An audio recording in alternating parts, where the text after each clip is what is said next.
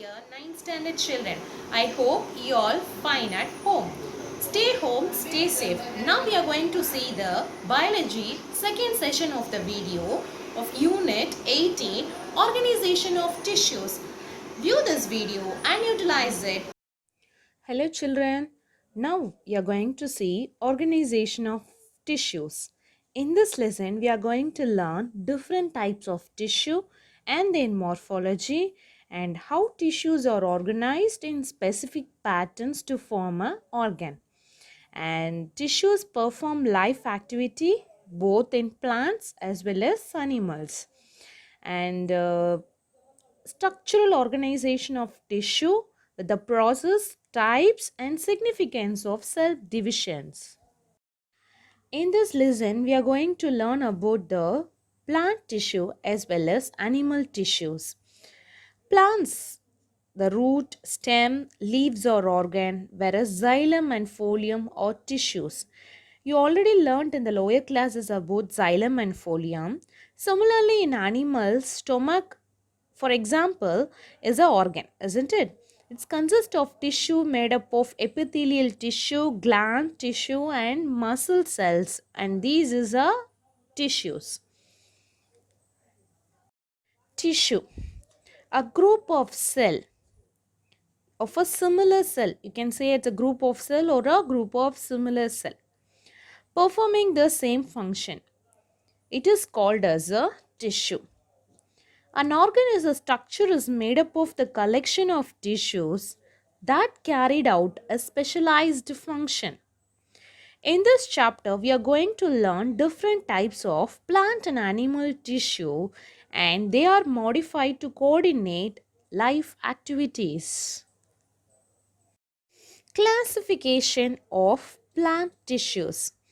Plants are made up of vegetative and reproductive tissues. In general, plant tissues are classified by the two types, namely meristem or meristematic tissue, and second one is a permanent tissue. Meristematic tissues are the cell which will divide.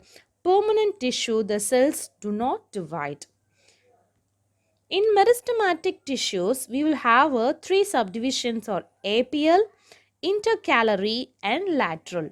In permanent tissue, which have the two types, one is simple and second one is vascular. Vascular is have two types, one is xylem and folium. Simple is parenchyma, collenchyma and sclerenchyma.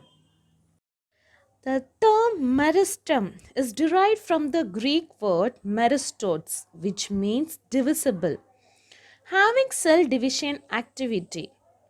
Meristematic tissue is a group of immature cells that are capable of undergoing cell division. So this meristematic tissue is undergoing a cell division will takes place. In plants, meristem is found in the zones where growth can takes place. Example, apex of stem, root, leaf, vascular cambium, cork cambium, etc. In this meristematic tissue, they are living cell. The cells are small, oval, polygonal or round in shape. They are thin-walled, dense cytoplasm, large nuclei and small vacuoles. They undergo the meiotic cell division and they do not store food materials. In this meristematic tissues, there are three types are there. On the basis of the position in the plant, the meristems have the three types, that is apical meristem, intercalary meristem and lateral meristem. In these three types, apical meristem, they are found at the apex, that is at the top growing part of the root or shoot. That brings about the increase in the length, that is called as a apical meristem. Lateral meristem. Lateral means side to side, located at the cambium, helps to increase the girth. Intercalary meristem. intercalary meristem only. You can able to see the picture. It is round in shape, no? That is intercalary meristem. It is located in the base of the leaves or internodes. Helps to grow twigs into branches, tissue cells filled with cytoplasm. And these lateral meristems are arranged parallel and causes the thickness of the plant part. The meristem is actively dividing tissue of the plant that are responsible for the primary and secondary growth, that is elongation and the thickness of the plant. So first meristematic tissue is a dividing cell while a permanent tissue is a non-dividing cell. When meristematic tissues is afterwards they become as a permanent tissue after maturity only, that is meristematic tissues after maturity they will become as a permanent tissue. This meristematic tissue will divide and grow with the elongation as well as thickness. Now we are going to see about the permanent tissue. These tissues are growth has stopped neither completely. At the time, they become meristematic partially or wholly. Permanent tissues are the two types, namely simple and complex. The simple tissues which have the subdivision is parenchyma, collenchyma and sclerenchyma. Parenchyma is a simple permanent tissues composed of living cells. They are a thin walled oval or rounded or polygonal in shape. In aquatic plants, parenchyma possesses intercellular air space and it's named as a aerenchyma. Thus, parenchyma may store water in many succulent and xerophytic plants. It also serves the function of storage of food, reservoirs, absorption. Collenchyma. Collenchyma is the living tissue found beneath the epidermis. Cells are elongated with unevenly thickened non-lignificant wall. Cells have the rectangular or tapering ends and possess protoplast. They possess thick primary non-lignificant walls. Sclerenchyma. Sclerenchyma consists of thick wall cells which are often lignified. Sclerenchyma cells are dead and do not possess living protoplasm at maturity. And this is the three types of simple tissue: parenchyma, collenchyma and sclerenchyma. I am going to say one more important point. In potato, parenchyma vacuoles are filled with starch. In apple, parenchyma stores as a sugar. So parenchyma is acts in the potato as a starch, in apple as a sugar. Complex tissue. Complex tissues are made up of more than one type of cell that together, so that is unitely they will work. Okay. Complex tissue consists of parenchyma and sclerenchyma cells. Collenchyma tissue cell is not present in such tissues. So common examples are xylem and phloem. Now we are going to see about the xylem and phloem, the examples of complex tissue. Xylem. Xylem is a conducting tissue which conducts water, mineral upward from the root to the leaves.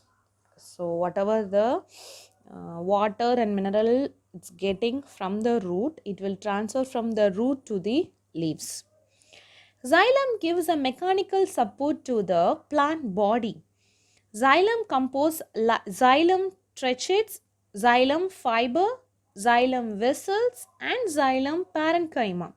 There are four types are there. In xylem trichates is elongated tube-like dead cells with hard, thick, lignificant wall.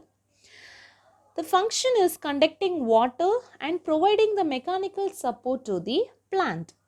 Xylem fiber. These are elongated and pointed on the both the ends. This fiber provides mechanical support to the plant. Xylem vessels. It's a long cylindrical tube-like structure and these cells are dead these do not have protoplast, and this is main function is transport water and provide the mechanical strength. So all the xylem tissues are supporting the mechanical strength. And the last one is xylem parenchyma. These are living and thin walled cell. Main function of the xylem parenchyma stores starch and fatty substances. So these are the xylem which gives the mechanical support to the plant body and conduct water and minerals from the root to the leaves. The second one is phloem. It's a complex tissue and consists of following elements and which have the sieve elements, companion cell and phloem parenchyma. Conducting elements of phloem are collecting called as the sieve elements. The main function of this is translocation of food from the leaves to the storage organ of the plants. You all know very well, in the plants leaves are very much take part in photosynthesis and produce starch. That starch will be taken to the other parts of the body. That is the main work for the phloem. Companion cell. These are elongated cell attached to the lateral wall of sieve tubes. And the companion cell may be equal in length to the combining sieve tubes elements, or mother cells may be divided transferally forming a series of companion cell. This phloem parenchyma are living cells which have a cytoplasm and nucleus.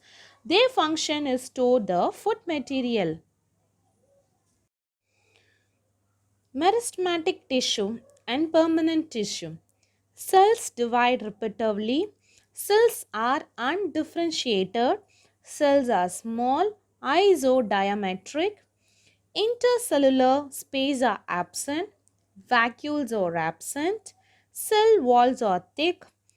Inorganic inclusion are absent.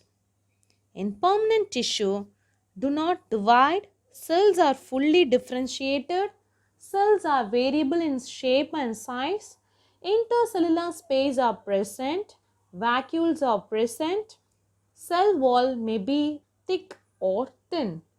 Inorganic inclusions are present. These are the difference between meristematic tissue and permanent tissue. We are going to see about the animal tissues. We have four types of animal tissues are there. One is epithelium tissue, connective tissue, muscular tissue, nervous tissue. Epithelial tissue is a protection or covering. Connective tissue is a connection, and muscular tissue is a movement and locomotion. Nervous tissue is a transmission of signals. Now we are going to see about the detailed explanation of all these tissues. In animal tissue, an assemblage of one or more types of specialized cell held together with the intercellular material constitute the tissue. The study of tissue is called as a histology. The first epithelium tissue which have the simple squamous epithelium, scarified squamous epithelium, columnar epithelium, cuboid epithelium and granular epithelium. Connective tissues are bone, cartilage, ligaments, tendons, arteriole, epidermis, blood. Nervous tissue which have neurons, and muscular tissues have a striated muscle, smooth muscle and cardiac muscle. Epithelium tissue. It is a simple tissue composed of one or more layer of the cell covering the external surface of the body and internal organs. The cells are arranged very close to each other with less extracellular material. Epithelials are non-cellular basement membrane. There are two types are there, simple epithelium, compound epithelium. The functions of epithelium tissues are the skin, which forms the outer covering of the body, protects the underlying cell from dying, like injury, bionical infections. It helps the absorption of water and nutrition, and it involves the elimination of waste products. And this epithelium cell perform a secretory function like excretion of sweat, saliva, mucus, and enzymes. Simple epithelium, that is, it is a single layer of the cell, the lining of the body cavity and ducts. It is divided into following types. Okay, and the next one is columnar epithelium. It is composed with a single layer of slender, elongated, pillar like cells. Okay, the nuclei are located in the bases. It is found lining in the stomach, gallbladder, small intestine, colon, bile duct, oviducts, and forms a mucous membrane. And the third one is cuboid epithelium. It is composed in the single layer of cuboid cell. The nucleus is around and lies in the center. This tissue is present in a thyroid vessels, salivary gland, sweat glands, and exocrine pancreas. The main function is secretion and absorption. Glandular epithelium is modified to form a specialized gland cells which secretes us chemical substances at the epithelial surface. This lies in the gastric glands, pancreatic tubules, and intestine glands. Connective tissues. This type of tissue is most abundant, widespread, and varied of all tissues types in the body. It also has a widest variety of function. One of the most abundant and widely distributed tissue. It's prevent the organ from getting displaced by the body movements.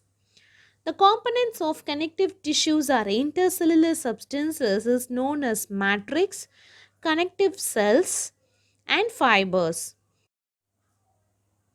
As the three types.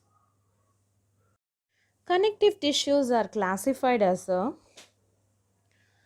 connective tissue proper, supportive connective tissue, dense connective tissue, fluid connective tissue.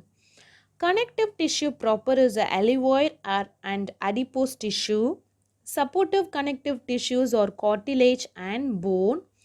Dense connective tissue is tendons and ligaments. Fluid connective tissue is a blood and lymph. Connective tissue proper. It's a tissue consists of collagen fiber, elastin fiber, and fibroblast cells, which have the alveolar tissue and adipose tissue. Alveolar tissue has cells and fibers loosely arranged in a semi-fluid ground substance called matrix, and it takes place form of fine thread crossing each other very direction, leaving small space called alveoli. It joins skins to muscles, fills space inside the organ, and found around the muscles, blood vessels, and nerves. It helps in repair of tissue after injuries and fix skin to underlying muscles. Adipose tissue is a aggregation of a fat cell or adipocyte, spherical or oval in shape. It serves as fat reservoirs. They found the internal organ around the heart and kidney. They act as a shock absorber around the kidney and eyeballs. They also regulate the body temperature by acting as a insulator. Supportive connective tissues. This supporting or skeleton connective tissues form endoskeleton of the vertebrate body, which protect the various organs and helps in locomotion. The supportive tissues includes a cartilage and bone. Cartilage are a soft, semi-rigid, flexible and are less vascular in nature. Matrix is composed in a large cartilage cells called the chondrocytes. These cells are present in the fluid spaces known as lacunae. Bone. It is a solid, rigid, and strong, non flexible skeleton connective tissue. The matrix of the bone is rich in calcium and collagen fiber, which gives bone its strength. Matrix of a bone is in the form of concentric ring called a laminae. They provide shape and structural framework of the body, bone support and protect soft tissue and organs. These hollow cavities of the shapes are called marrow cavities filled with bone marrow. Dense connective tissue. It is a fibrous connective tissue densely packed with the fibrous and fibroblast. It is a principal component of tendons and ligaments. Tendons. They are cord-like strong structure that join the skeleton muscle to the bone. Tendons have a great strength and limited flexibility have a great strength. It consists of parallel bundles of collagen fiber between which present in the rows of fibroblast ligaments. They are highly elastic structures and have a strength which connects a bone to bone, that is called as a ligament. They contain very little matrix. They strengthen the joint and allow the normal movement. In the joints we can able to give the movement with the help of the ligaments. Fluid connective tissue. Blood and lymph are the fluid connective tissue which link different parts of the body. The cells of the connective tissue are loosely packed, are embedded in a intercellular matrix. First one is blood. Blood contains the corpus which have the red blood cells. In this fluid connective tissue, blood cells moves in a fluid matrix called plasma. Plasma contains inorganic salt, organic substance. It is a main circulating fluid that helps in transport nutrition substances. So red blood corpuscles, white blood corpuscles and plates. I gave you some pictures. Red blood corpuscles which is red in color due to the hemoglobin pigment in it, which involves the transport of oxygen to tissues. White blood corpuscles which is a large in size and these capable of a amoeboid movement and play the important role in body defense mechanism. Blood plates. They are minute enucleated fragment fragments, a giant marrow called a megakaryotics. They plays an important role in blood clotting mechanism. Lymph, it is a colorless liquid filtered out the blood capillaries. It consists of plasma and white blood cells. It mainly helps in exchange of material between blood and fluids. Muscular tissues.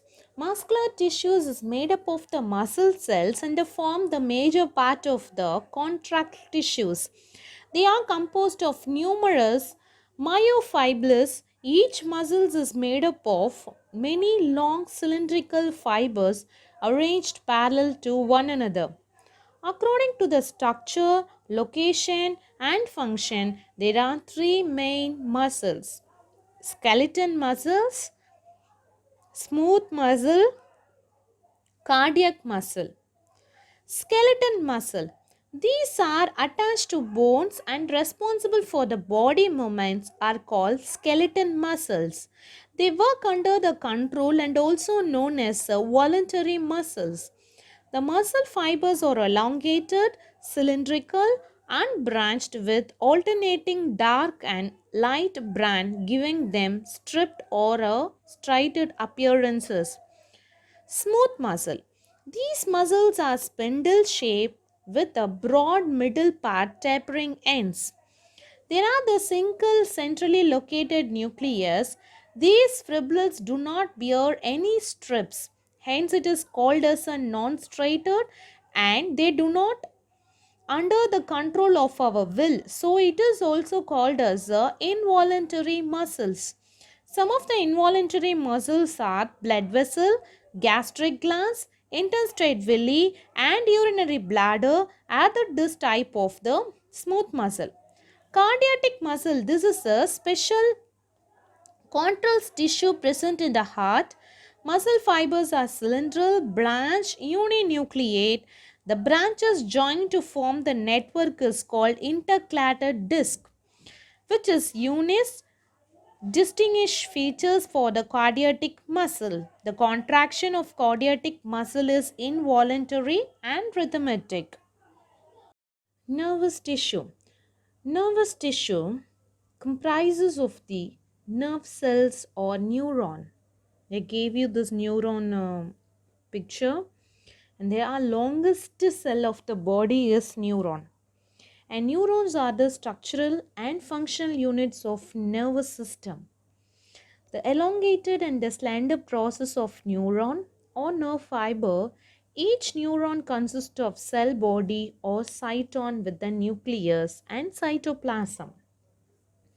An axon is a single long fiber like process and developed from the cytone ends up with the fine terminal branches.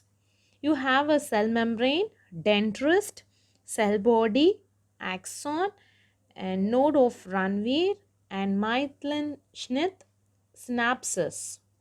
These are the parts of the neuron. Cell division. All living organisms starts their life from a single cell.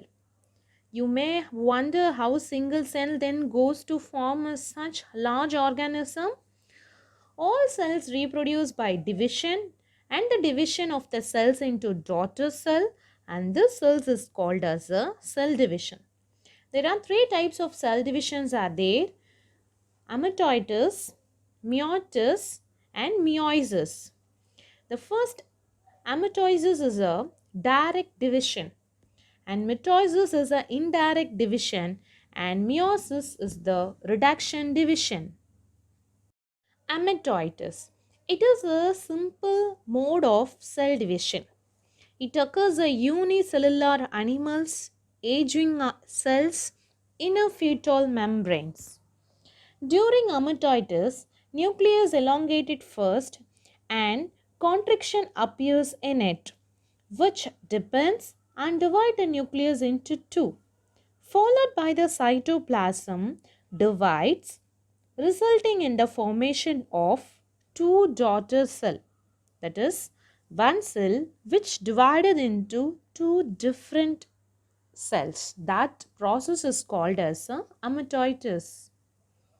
Mitosis. It was first discovered by the Fleming in 1879. In this cell division, one parent cell divides into two identical daughter cells, each with a nucleus having same amount of DNA, same number of chromosome and gene as the parent cell. It also called as a equalation division. The mitosis consists of two events. One is karyokinesis and cytokinesis. Karyokinesis is the division of nucleus into two daughter nuclei is called karyokinesis. It consists of four phases: prophase, metaphase, anaphase, telophase. Prophase, pro means first. During this stage, chromosome becomes short and thick and clearly visible inside the nucleus. Centrosome splits into centroids and occupies the opposite poles of the cells. Metaphase, meta means after. The duplicated chromosomes arranged on the equilateral plane and form the metaphase plate. Each chromosome gets attached to the spindle fiber by its centromere. Anaphase, ana means up, back. The centromeres attaching the two chromosoids divide and the two daughter chromates of each chromosome separates and migrates towards the two opposite poles. Fourth one is telophase, that is end. Tele means end. Each chromatoid daughter chromosome lengthens, becomes thicker and turns into the network of chromatin threads, spindle, fiber, break down and disappears. Nuclear membrane and nucleolus reappear in each daughter nucleus. Cytokinesis, the division of a cytoplasm into two daughter cells by contraction of the cell membrane, is called cytokinesis. Some of the significance of mitosis, the equation division result in the production of dipole daughter cells. In multicellular organism growth, organ development and increase in body size. Mitosis helps in the repair of damaged and wounded tissues by renewal of the lost cells. Meiosis. The term meiosis was coined by the farmer in 1905. It is a kind of cell division that produces sex cells or gametes. It is also called as a reduction division because the chromosome number is reduced to haploid from diploid, that is N to 2N. Meiosis produces four daughter cells from the parent cell. Meiosis consists of two division, heterotypic division, that is first meiotic division, and homotypic division, that is second meiotic division. In heterotypic division you have the five stages: prophase 1, anaphase 1, cytokinesis 1, metaphase 1, telophase 1. Prophase 1 takes place a longer duration of subdividing five stages: leptotyne, xenotyne, punchtyne, diplotyne and diakinesis. Metaphase 1, the chromosomes move towards the equator and finally orient themselves on the equator. Anaphase, each homologous chromosome with its chromatids and undivided centromere move towards the opposite poles of the cell. Telophase, the haploid number of chromosome after reaching their respective poles becomes ankylosed and elongated. The nuclear membrane and nucleus reappear and thus two daughter nuclei are formed. Cytokinesis, the cytoplasmic division occurs and two haploid cells are formed. Then homotypic division. This is also have the five phases, that is a prophase 2, anaphase 2, metaphase 2, telophase 2, cytokinesis 2. Prophase 2. It's a central division into the each one moves into opposite poles. Metaphase, chromosome gets arranged on equator, two chromoids are separated. Anaphase, the separated chromoids becomes daughter chromosome move to the opposite poles. Telophase, the daughter chromosomes are centered, the nuclear membrane and nucleolus appear.